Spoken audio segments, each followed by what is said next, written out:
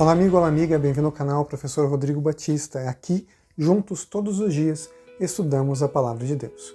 Nós temos estudado aqui alguns simbolismos do livro de Daniel e também do livro do Apocalipse, entendendo, principalmente durante essas 2 semanas, qual é a diferença entre sermos regidos, governados por Deus e aquilo que acontece quando nos escolhemos a nós mesmos, né? Outros humanos, outros seres que não sejam o Senhor para nos governar. O povo de Israel sofreu muito, passou por muitas dificuldades porque deixou Deus de lado. E nós vamos continuar então a leitura do capítulo 7 para começarmos o estudo de hoje, e eu quero deixar muito claro para você. Nós temos que ter respeito pela religião das pessoas, pela liberdade de consciência. E o que eu vou dizer aqui hoje é com muito respeito a você que não acredita da mesma forma que eu. Eu quero muito que nós tenhamos um consenso de estudar a Bíblia, a Palavra de Deus, deixar que Deus nos revele aquilo que está na sua palavra. Eu quero dizer para você então continuar aqui a interpretação já, Daniel capítulo 7, a partir do verso 9, para que a gente possa então adentrar o livro do Apocalipse. Vamos lá então. Capítulo 7, verso 9. Continuei olhando, e eis que foram postos uns tronos, e o ancião de dia se assentou. Sua veste era branca como a neve, e os cabelos da cabeça como a pura lã. O seu trono eram chamas de fogo, e as suas rodas eram fogo ardente. Um rio de fogo manava e saía diante dele. Milhares de milhares o serviam, e miríades de miríades estavam diante dele. Assentou-se o tribunal e se abriram os livros. Vejam, aqui continua a descrição da profecia bíblica sobre um chifre pequeno que derruba outros chifres, outros 3 chifres. Nós temos a descrição profética da história dos grandes reinos e nações, começando com Babilônia, o Império Medo-Persa, que os persas eram mais fortes, então nós conhecemos como Império Persa. Nós temos o Império Grego, que foi rápido e se dividiu em 4 partes, e nós temos Roma Imperial, Roma Pagã, que foi o período em que Jesus viveu nesse mundo, que perseguiu muito o povo de Deus, era poderoso, era forte como ferro, e realmente perseguiu o povo do Senhor. Quando Roma Pagã abandona o paganismo e ela é convertida do dia para a noite em cristã, acontece o seguinte: a Igreja de Deus, que até aquele momento observava os mandamentos do Senhor, buscava Deus, ela começa a se permitir reger por outras pessoas, por pessoas que estavam mais interessadas em poder. Você pode conferir em qualquer livro de história. A Igreja vendeu os seus princípios pelo paganismo, para poder se adaptar a um secretismo religioso que se adaptasse à visão que os pagãos tinham. Porque, afinal de contas, as pessoas dormiam pagãs, no dia seguinte acordaram cristãs. E agora o cristianismo era a grande religião do império. E isso foi péssimo para a igreja. Misturou-se a igreja com religião com política, a igreja com o Estado. E os resultados foram terríveis, perseguições e mais perseguições. Até aqui, a Roma agora cristã, ou Roma papal, coloca o Papa como seu grande líder. Não é o Papa o problema, mas o papado, a instituição papal que se corrompeu. Muitos papas estarão no céu sem dúvidas nenhuma, mas a instituição ela se corrompeu. E essa instituição levou então à queda de 3 reinos. Tá? Roma se dividiu em 10 partes. Só que 3 desses impérios, esses reinos que sobreviveram à queda do Império Romano, foram destruídas com o apoio e o aval de Roma. A França ajudou muito nessa conquista, nessa destruição desses reinos. Foi a grande mão de Roma papal, o grande exército que os ajudava. Isso acontece, então, num período da história em que Roma ascende como um chifre pequeno, que fala insultos contra Deus, contra o povo de Deus, perseguindo as pessoas por crerem de forma diferente do que ela ordenava que fosse acreditado e que não estava na palavra de Deus. Então, com todo respeito a você que acredita e é católico, irmão, minha irmã, o problema não é você ser católico. O problema não é você ser padre, bispo, nem mesmo papa. O problema é a corrupção que existe em Roma, através do papado, quem está por trás, mexendo os pauzinhos ou as cordinhas desse sistema.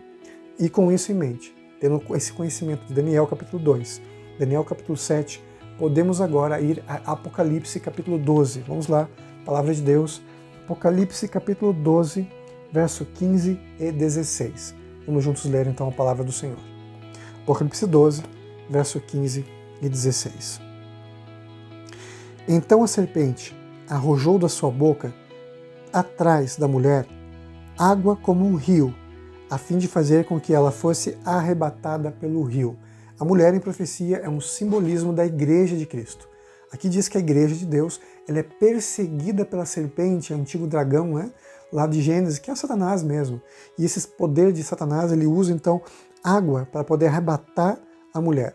Água aqui significam as nações, os reinos, o mundo, que é usado então através do chifre pequeno, do papado, para destruir a Igreja de Deus, que estava ali espalhada pelo mundo. E continua então a profecia bíblica. E foram dadas à mulher as 2 asas da grande águia. Asa significa velocidade. Vamos lá então. As asas da grande águia, para que voasse até o deserto. Então a igreja fugiu até o deserto. O deserto é o oposto da água. Se a água é um símbolo de nações, então o deserto é um símbolo de lugar escondido, um lugar que não tem muita gente. E é isso que aconteceu na história da igreja. Os cristãos foram perseguidos por o Império Romano. Agora eram perseguidos pela própria igreja cristã. Então tiveram que se esconder, viver muitas vezes em cavernas, foram mortos, perseguidos, porque acreditavam na Bíblia, em Deus, e não na igreja. Aí que tá, não é a igreja que santifica a Bíblia, mas a Bíblia que santifica a igreja. E a igreja cristã perdeu isso de mente. Ela realmente se perdeu. E o povo de Deus foi perseguido durante muito tempo por séculos, através do poder das nações que eram regidas pelo inimigo de Deus. E continua a profecia bíblica. A águia para que voasse até o deserto, ao seu lugar, onde é sustentado durante um tempo, tempos e metade de um tempo, fora da vista da serpente. Isso aqui é um tempo profético, tá? 1260 anos é o significado dele, porque é o momento em que Roma ascende ao poder e até o momento que ela cai diante do Império francês. Olha, que engraçado isso, né? Foram os franceses que deram poder à Igreja Romana para perseguir os reinos que vieram do remanescente do Império Romano, e agora é justamente a França que destrói o Império Romano, prendendo então o Papa da época, junto à época de Napoleão Bonaparte, né, e o general Berthier, que prendem o Papa e quebram o ciclo de poder de Roma durante 1260 anos de perseguição. E continua a profecia bíblica. Então a serpente arrojou da sua boca atrás da mulher água como um rio, a fim de fazer com que ela fosse arrebatada pelo rio. A terra, porém, socorreu a mulher, e a terra abriu a sua boca e engoliu o rio que o dragão tinha arrojado da sua boca. Aí continua a dizer que o dragão se irou contra a mulher. Mais uma vez, Deus protegeu a sua igreja, protegeu o seu povo, através da ação do Espírito de Deus. A igreja foge até que a igreja cristã, que havia se corrompido, agora é destruída. Na verdade, não destruída, mas ela é ferida. Ela é ferida e deixa agora que o povo de Deus tenha liberdade para poder viver e vencer nesse mundo. Vamos agora a Apocalipse capítulo 13, versos, deixa eu pegar para você aqui, verso 1 e 11. Vamos lá. Vi emergir do mar uma besta que tinha 10 chifres, de novo, hein? Repetição, e 7 cabeças, e sobre os chifres 10 diademas, que são 10 coroas, e sobre as cabeças nomes de blasfêmia. Então aqui vem emergir uma besta das nações, que tinha 10 chifres e 7 cabeças, e sobre os chifres 10 diademas. Então nós temos aqui um símbolo da Roma pau, a Roma que se desviou do poder, da essência do Evangelho, um poder cristão que deixa o cristianismo e se torna perseguidor do povo de Deus, como blasfêmia, nomes de blasfêmia. Então esse ser que emerge das nações, a primeira besta do Apocalipse 13, é um símbolo da Roma papal. Infelizmente, uma igreja cristã corrompida. E vamos ao verso 11. Vi outra besta, então são 2 bestas, emergir da terra, possuía 2 chifres, parecendo cordeiro, mas falava como dragão. Então aqui nós já vimos, né, na profecia bíblica que a terra foi o lugar em que o povo de Deus se escondeu, né, das águas das nações, da turbulência das nações, das perseguições.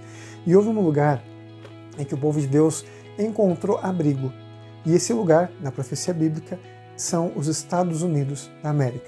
O povo que foi para lá era um povo cristão, protestante, que buscava liberdade de consciência religiosa. Eles achavam que nos Estados Unidos eles teriam finalmente um lugar de repouso, de descanso. Só que a profecia bíblica diz o seguinte, eles não encontram esse descanso. Aqui no verso 11 diz assim, olha, via uma besta. Besta em profecia sempre é um poder, político, religioso ou não, mas um poder, né? Via uma besta, um poder que emerge da terra, um poder que vem do nada, que vem tipo de um deserto, que é justamente onde se encaixam os Estados Unidos na profecia bíblica.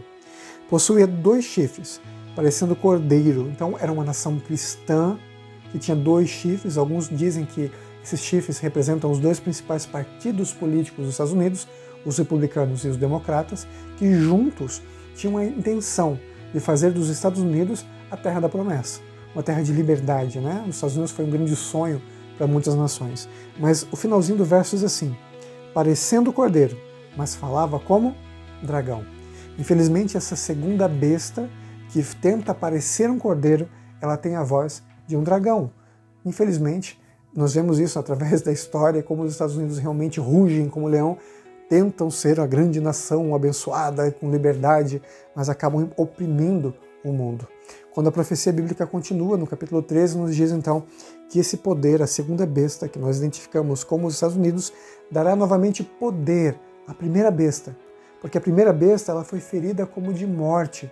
Lembrando que Napoleão Bonaparte ele fere a Igreja Católica, toma o poder das nações, usando a força da França, e o seu general Berthier, então, prende o Papa. Ele é então ferido como de morte, mas daquele momento em diante, até hoje, Roma tem se voltado ao poder, principalmente o poder de influência política e religiosa.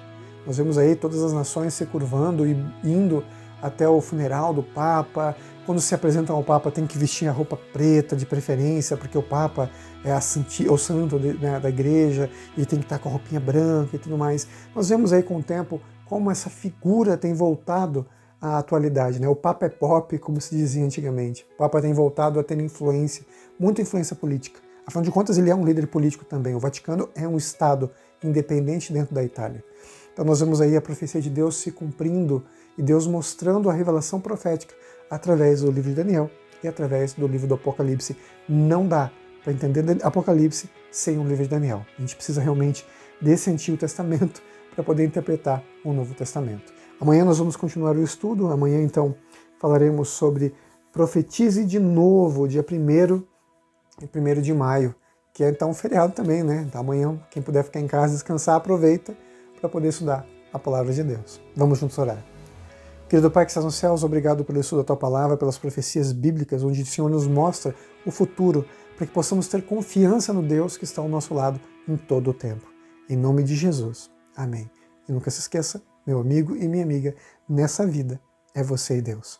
Te vejo amanhã para continuarmos o estudo da Palavra do Senhor. Tchau, tchau.